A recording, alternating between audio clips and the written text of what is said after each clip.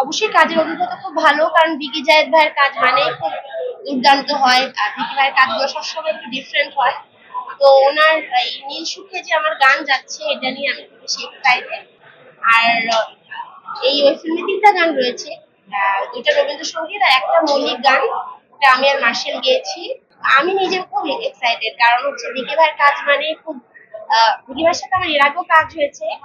আমার একটা music video করেছিল বিকি ভাই, 2টা মিউজিক ভিডিও করেছিল। তো আমি খুব বেশি এক্সাইটেড। আমার গানটা এখনো রিলিজ হয়নি, মানে আজকেই ফার্স্ট দেখবে মানুষ আমার গান। এর প্রিমিয়ারে আমিও প্রথম দেখবো আমার গানটা আজকে। ওয়েব ফিল্মে আমার এবার ফার্স্ট টাইম গান করা হচ্ছে। আহ, আর মির্জাপুর আপু আমার মনে হয় সবারই ফেভারিট, কার ফেভারিট না, তার অ্যাক্টিং এর ভক্ত আমি, এবং মানুষ হিসেবেও সে খুবই সুইট একটা মানুষ, আমার খুব ভালো লাগে। তো আমি শুভকামনা জানাচ্ছি মির্জাপুর আপুর জন্য, কারণ মির্জাপুর আপু যে কটা কাজই করেছে সে খুব বেশি এফোর্ট দেয়।